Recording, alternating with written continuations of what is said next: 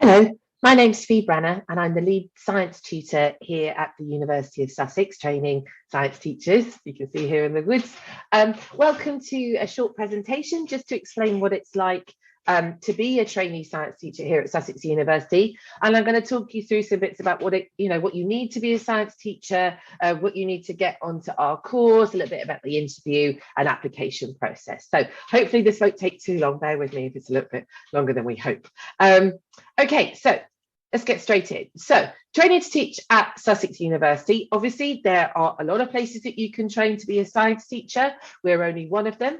But I hope that during this video, I can explain to you why you should choose Sussex to be your teacher training provider, what makes us a little bit different maybe to other providers out there, and what that you can get out of it. But sort of, I wanted to explain, I hope I get the message across about what makes us distinctive as a teacher education provider.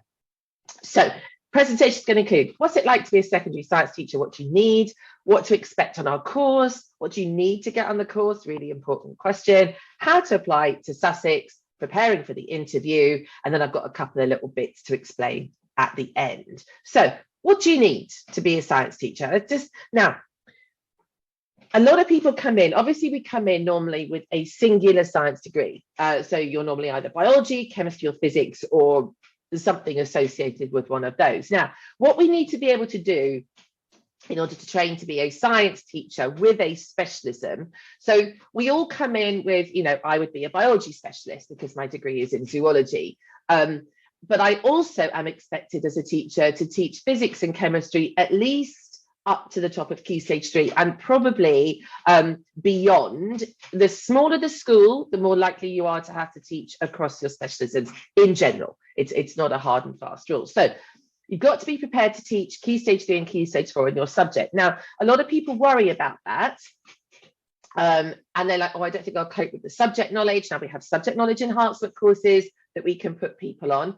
But we also, our course is geared towards helping you with your subject knowledge. We do science every Friday. It's not just the teachy stuff that we do. It is about science every Friday at university. And you're in a cohort of people when you do a course like ours that have the gaps that can fill the gaps that you've got. So we're very careful how we range you in our practical sessions. So don't worry too much about that, but it's your specialism that we are probably most interested in. So you've got to teach across the different key stages. Now, your specialism really comes to the fore if you've got to teach A-level. So most of our trainees don't teach A-level in their first year, maybe not even in their second year. A lot of people choose never to go down that post-16 route. But sometimes you need to teach A-level, or at least have access to it, or enough subject knowledge that you can teach A-level. And again, that's where the subject knowledge enhancement courses can come in very handy. It is a practical subject. So if you're solely theoretical and you're only interested in theory, being a science teacher is going to be quite a rough ride. You're not going to enjoy it quite so much. So we like hands-on science, real scientific method, getting in there, getting data, getting out in the field, particularly those of us who are biologically aligned. So as much practical as possible, not pointless practical, purposeful practical, but as much practical as it can. We do need to have excellent subject knowledge. Now, as explained, we are not expecting people to have every single bit of science knowledge that's on the curriculum. It's simply not possible when you come in. And we appreciate that people build up their subject knowledge over time, but we do need to be able to teach our specialism as a minimum, and then we'll work on those other gaps. We also need to be imaginative, be able to think about how to get other people to learn our subject, not just know it ourselves. So we do an awful lot as secondary science teachers. It's not just practical and theory. We weave in drama, we do an awful lot of modelling. It's pretty much a lot of what science teaching is, but we try and make it as engaging for our students as possible. We have a real issue with our students going on to study STEM at A-level and beyond, particularly girls in certain areas of our specialisms. And our mission is to get people to love STEM and move on and take it on as a career. And it starts with our teacher education, doesn't it? So what to expect on our course? Why is Sussex just that little bit different maybe to some of the others? Now, an awful lot of text there. So if you want to pause and read it another time, but I'm going to explain it as briefly as I can.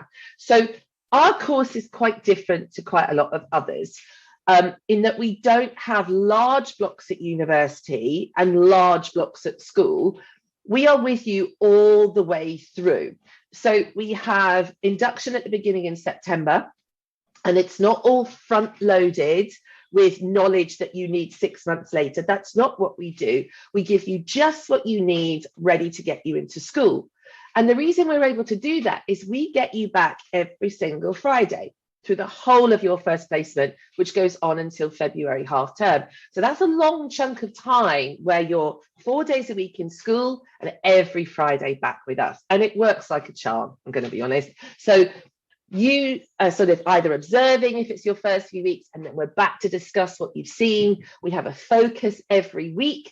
So early on, it might be, it's very basic, like, so what have you seen in these observations? We have a series of sessions that discuss the different needs of different types of pupils. So 1 week we might get you observing pupils who have English as an additional language, and then you bring all your observations in with you to the Friday for our session. So you've been watching, seeing, you've built up some knowledge. We then add to it as the experts on a Friday, but they're workshops, they're not lectures that we do. It's all doing it together. They're really vibrant spaces. And those sessions on a Friday morning are sort of like, how do we teach? And then the afternoon every Friday, we're in the lab and we're doing practical science. And again, scaffolded, important teachy word. So we start with how to teach year 7s, because that's normally where you all start. And then we build up through the ages, because again, that's what normally happens with your timetable. So it's all in sync with how it happens in school. So back to us every Friday. And like I said, after Christmas, you're still in your first placement school. So we're still back with us every Friday. And then placement 2, after February half term, is more intense. So you're in school more or less 5 days a week, with just the odd day back at uni. It's quite often where we do a bit of field work on the Fridays. And it's lovely because, again, it's this nice block of time in school. It's really good to be in your school after that December, though, I'm going to be honest. Like, so you finish for Christmas, coming back after Christmas, and the kids remember you, so the behavior gets a lot better, and that you've built those lovely relationships. Another thing that makes us distinctive, apart from our course model, is that you have your own personal tutor. So it's not a team of people that look after you. You're in a group. We're in our cohort, just like this picture here of doing, I think it's sharing day, that is. So we're in a cohort of science teachers, physics, chemistry, and biology, all together because we need each other. But you have your own personal tutors. It'll either be myself or it will be Susie next year. So talking to you about coming in 2022 to 23. So we will look after you. So we do your observations, we look after you for your assignments, we take all your queries, we do all your reviews, and you get very close to your tutor, and we're always available. So makes us slightly different. And there's a little quote from one of our ex-trainees: keep the Fridays in place, they're great, because it really does work. I'll explain why it works a bit more in a sec. So here's a couple of pictures.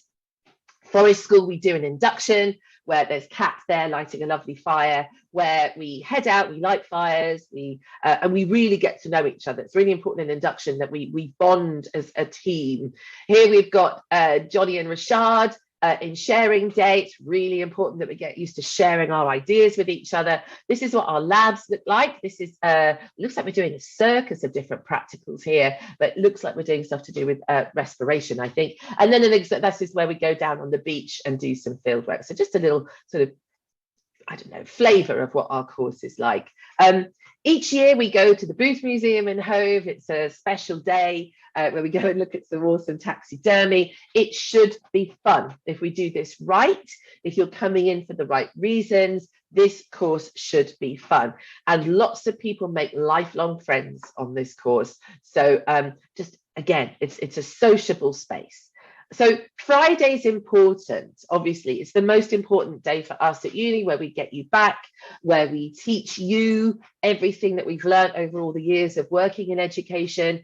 It's a vibrant time, but it's also a sociable time. So here we are on a walk. That was done in Enrichment Week at the end of the course. That was a killer walk, that one, up and over to Seven Sisters. Because we're on campus on Friday, you get to use campus bars and the coffee shops. And that's when everybody gets together after our quite intense day on a Friday. But again, very enjoyable. But being with that group of scientists that know something that you don't know and vice versa is one of the most important things about our course. So what do you need to get on? You like the look of it? Seems like it's for you. Now, obviously, we're teaching science. We do have to teach all the sciences, but you don't have to have all the sciences in your background, okay? It's great if you do. Your life will be a lot easier, but it's not essential. But you must have a science-related degree. Now, not all BScs are what we're looking for, I will be honest. So my email's at the bottom of this slide so that you can, if you've got a non-standard BSc that isn't biology, chemistry, physics, or similarly attached, get in touch with me. Talk to me about your degree, about it might be an access course that you've got, it might be A-levels that you've got, but talk to me. And the reason we have that, the reason that we don't take people with non-science related degrees is you must have that level of subject knowledge to be a science teacher. It's the same for all subjects. It's not just for us. So do get in touch and we can discuss what you might need to do if there's some gaps. But remember, we also have the subject knowledge enhancement courses. So if you've got a little bit of a gap or a bigger bit of a gap, we might get you to defer for another year if it's quite a large gap and you've worked through the enhancement course, or it's a wee gap and we'll put you on a shorter enhancement course. They're paid for, as and you don't have to pay any fees. So a bit of a win, really. And it's bespoke with us, our enhancement course. We can choose the different units for you to help you get through. Our webpage also has lots of information about what you need to get in. Now, importantly, you do need to be passionate about science. It can't be, oh, I did it because somebody made me do it when I was younger. I was good at it, so I did it. The kids can tell, and everyone can tell. You got to love science. You don't have to read loads of science books all the time. I don't, but I am really interested in science, and I'm interested in kids learning science and science in the real world. And that's that extra bit of passion that brings a flavour to our lessons that we're looking for. Now, it is lovely if you've had some time in school. It's great if you've been a tutor, but it is not essential. Now, it's a good idea to have been in school to see lessons. Schools are out there. They're going to let you come in if you ask, and if you're struggling, you can get in touch.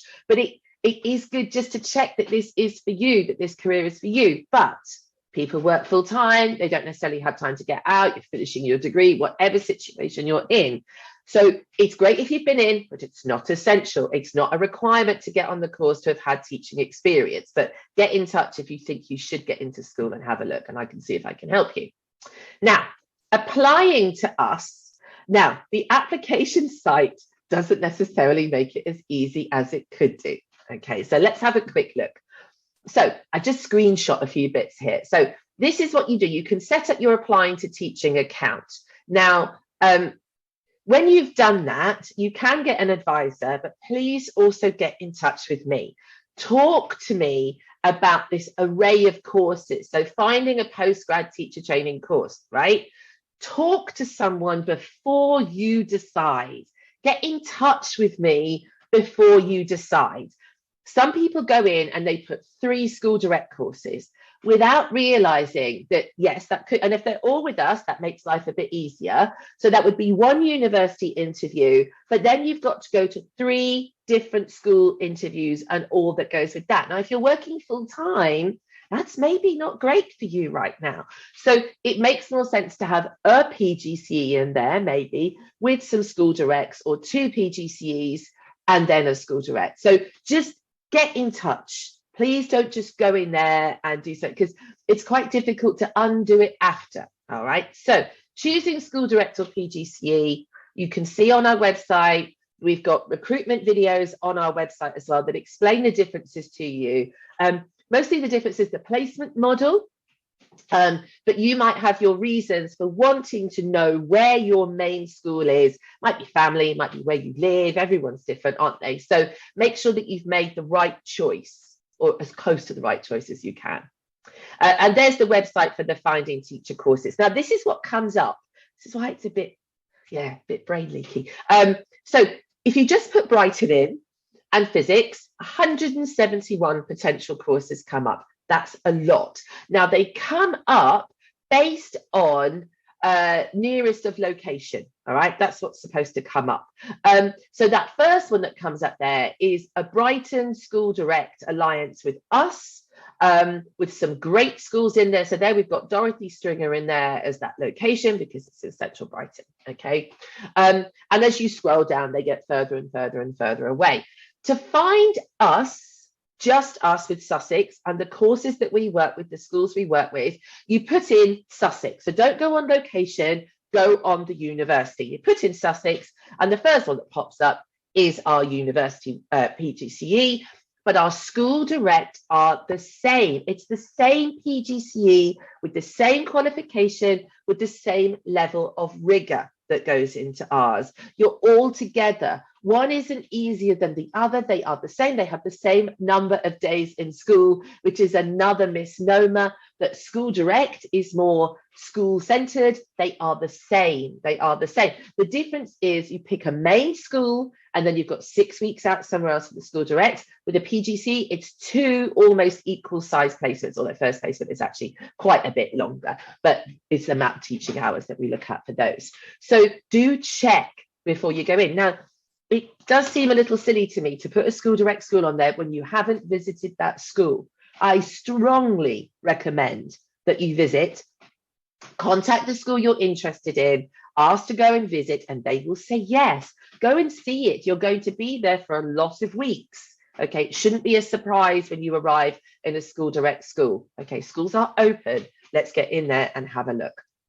So you've chosen your course, you've checked it through, we think the courses are a great idea. What about the interview? Now, the interview happens after a screening process, right? So we get your application, and if we like your application, we will invite you to interview. The invite will come from me. I like to look at the applications. I look at them all myself. They get screened by me, and the invite will come from me. Okay, so I will arrange with you what time is good. They're normally Wednesday mornings to let you know. That's when Susie and I are free to do these interviews. And what we ask you to do is design a lesson for year 7. The invite letter will explain it all anyway, but it's all about being creative and getting year 7s to go home and go, I had the best science lesson ever. Science is awesome. Okay. They'll have seen open days in year 6 where they've been walking on custard and cutting up fish and all kinds of whatnots. And then what we want when they come into school is to go, oh, it's just like the open day. Science is amazing. That's where we hook them. That's where we're supposed to hook them. So we want to see your subject knowledge, so important, but your creativity in that bit. Now, in the interview, there's plenty of time for you to ask us questions, find out more about the course, but we hope that you will have also asked some of those questions in advance, okay? You need to show us that you can get on with teenagers and colleagues. Now, I know my schools, I know the network of schools that I work in. The vast majority of our trainees get jobs in their placement schools because they've got that relationship. We've got the relationship with the school, and I've matched them right to the right kind of school. So it is about you trying to see if you want to work with us, but it's obviously about us finding out if we can work with you. But it's also about us working out if there's a school that we can place you in. That's what the interview really is about. Do we have a home for you? Is there somewhere we think that you can fit within our partnership? So she aims to make the interview as relaxed as possible. It is, because the screening process has happened. You've gone through the application process, you've got the right qualifications, you've got the right personal statement. Hopefully you've been in touch with me in advance. I strongly recommend you do that. I recommend that to everybody at recruitment events. Get in touch with the lead tutor, talk to them. Yeah. And like I've said, it's about seeing if we can place you in a school. So what's it like after the course? So you've done the course, you've got on the course, you've done the course, you've been really successful. We stay with you for a long time after. So chances are you're in one of our placement schools for your job anyway, as like 80%, 90% of our trainees are. So we'll be seeing you when we come on the visits for our next bunch of trainees. So you don't slip away. Many of our trainees become our mentors. So the mentor is the person that looks after you in school. And I can see in here, I've got Lily there, I've got Shard, and I've got Pippa. They're all mentors now. Okay, so I see them all the time in school. Rashad's coming to help me with final assessments over the next few weeks. So we stay with you. We have a large and vibrant alumni. So you train with Sussex, you stay with Sussex. It's kind of a Sussexy thing. Okay, so that's what happens after. Something I should say is, obviously you haven't got any questions to watch this on a video, but please email me if you've got any questions. Okay, so we are a friendly bunch. We are a very personal bunch at Sussex. We give out our emails. That's my office number, but I recommend email. I strongly recommend email, actually. It's just so much easier to get me in that way. And any questions at all, most of your questions are going to be about subject knowledge, okay? And whether you're ready this year or next year, whichever it is, just get in touch because I really want to hear from you. It's the most wonderful job being a science teacher, as vast majority of our ex-trainees will say. So I look forward to hearing from you about the start of this wonderful career. Okay, all the best. Take care.